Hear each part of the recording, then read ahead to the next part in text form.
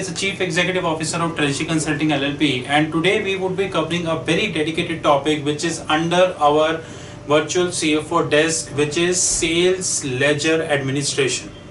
Generally we are talking about things like we are talking about things like factoring, we are talking about things like forfeiting also. One of the basic difference between factoring and forfeiting is that forfeiting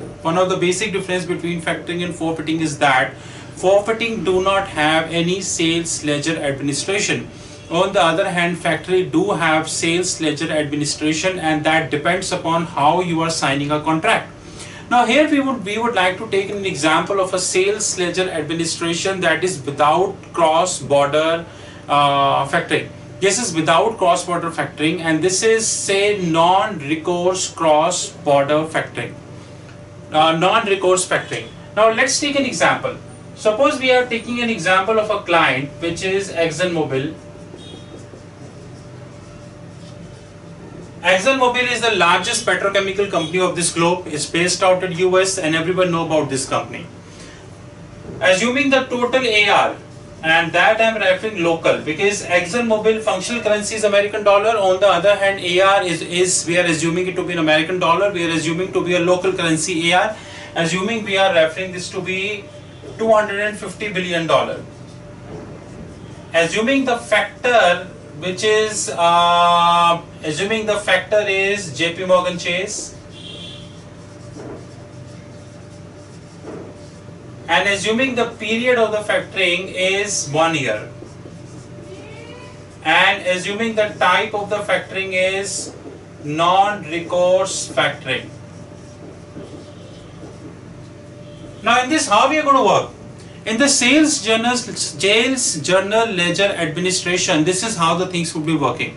Now this $250 billion of the AR which we assumed of ExxonMobil, assuming this comprised of the following clients. Assuming this AR, ExxonMobil is giving services to Aramco, say Unlocal, say Reliance Industries Limited, say SR Oil, say I would say Chinese Petroleum, say Petronas. Assuming these are the 6 companies which they are giving the service, and assuming the composition of the $250 billion is like that, which is 30, 60, 150,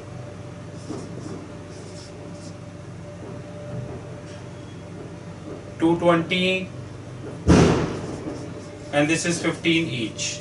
So total 60, 150, 150,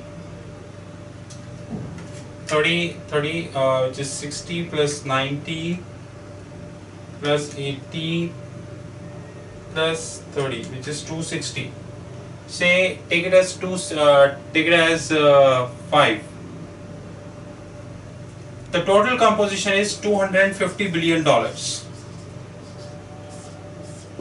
Now the point of contention is that they have worked, ExxonMobil has worked for them. It's an AR which they have raised, account receivable. That AR is supposed to be paid 1 year down the line. But today the situation is like that. ExxonMobil is in a dire need of the money. Why? They are getting an opportunity to buy a very good gas field somewhere in Iran. Now ExxonMobil wanted to buy that gas field in Iran. They cannot let this opportunity go because the price at which this gas field is coming is absolutely brilliant. This is just like throwaway prices. Now what ExxonMobil would have done, ExxonMobil is going to do a deal. It's a non-recourse deal. So first of all, in case of any default by either of them, Aramco, Unlocal, Reliance, SR, Chinese Petroleum and Petrobras, ExxonMobil do not have any responsibility, number one. Since this is a non-recourse, so the discount would be higher. Assuming the Exxon discount in case of non-recourse, I am writing non-recourse, is 3%. Please be note that majority of the factoring transactions are happening in Singapore. It's not happening in India and different parts because the price competitiveness of the Singapore market is wonderful. This is how it is happening.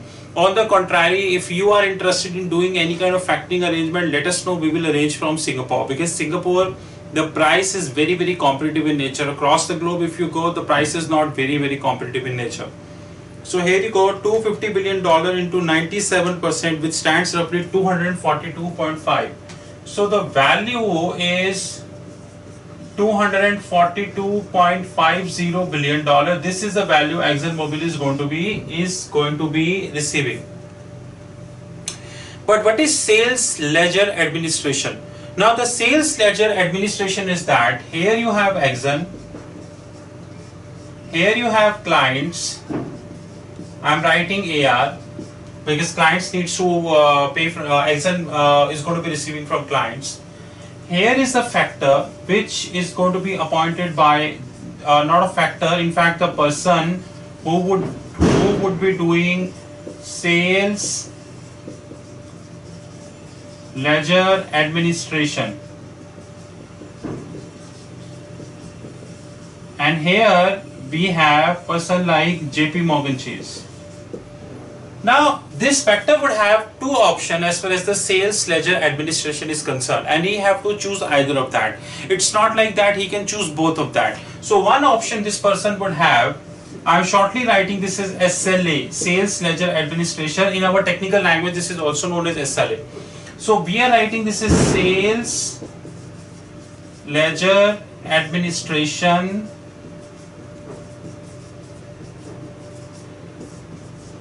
with credit support, and here you have sales ledger administration without credit support. Since this is a non-recourse transaction, even in case of the recourse transaction, it's a highly unfortunate fact that people tend to believe that in the recourse transaction factor need not to be worried because the risk has been taken up by the company. I appreciate that. The corporate, which is ExxonMobil, even in that case also, we have to hedge that, and the hedge is via the CDS. So in 99% transaction, people go here, and how we would be hedging that? We have CDS, credit default swap, single name CDS, multi-name CDS, single trigger CDS, multi-trigger CDS, single basket CDS, multi-basket CDS, and a wonderful instrument FTD, first till default swap. We have NTD, nth till default swap, and then we have iBox CDS, which is not a recent invention, but majority of the countries still see that iBox is a major invention. Now these two further will divide it into two parts, which is open item method and one is balancing method.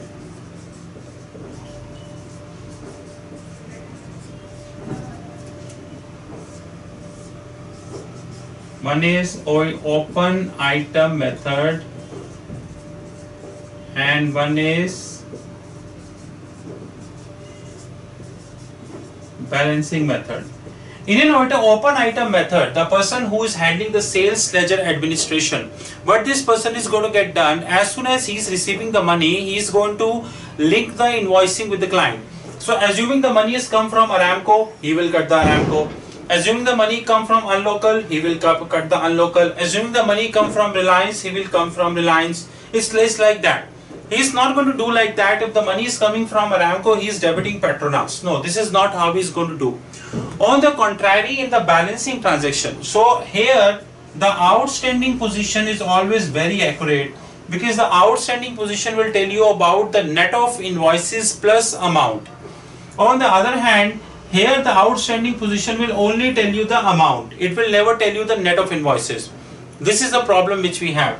So what this outstanding invoices will always do here, like in generally we have multiple school of thoughts, like there are people who are going with the open item method, there are people who are going with the balancing methods, but Treasury Consulting LLP, virtual CFO services do not believe in the balancing method. We believe in the open item method, whereby what you do, you should basically as and when you are getting the invoice reconciled, you should cancel this from the client. It's not like ad hoc basis that I have say 25,000 invoice which are pending, and I'm getting the invoice, I just is going to be cancelled. No, this is not the right way of doing it, because if you're going to do that, this is not the right. Ultimately, what would be the cost that ExxonMobil would be having in the pocket? The cost first would be the non-recourse fees, which we have assumed is to be 3%. Then we have the CDS cost. Sitting today, 1 year CDS of ExxonMobil is approximately 3.5%, and then we have commissions. We are simply assuming it 0.5%.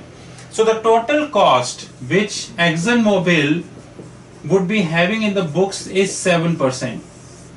Two important things which we need to understand as far as the sales ledger administration is concerned.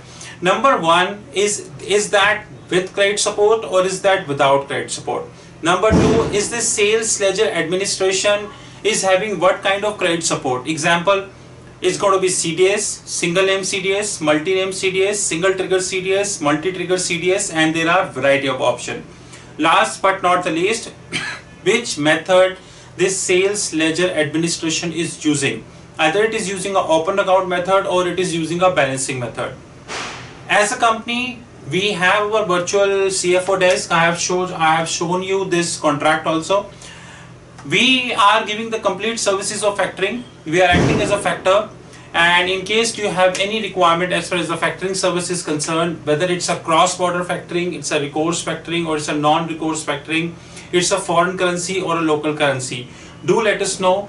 You very well understand that we are heading towards as a mini Big Four, and we are adding a lot of services in our forte. And don't forget, our fixed income platform is on the way, and also our Singapore subsidiary is just approximately 70 days, 100 days around the corner. My mobile number is, our website is www.treasuryconsulting.in. Our mobile 9899242978. Skype ID is Rahul5327. Email is rahul.magan@treasuryconsulting.in. Thank you and have a wonderful time ahead.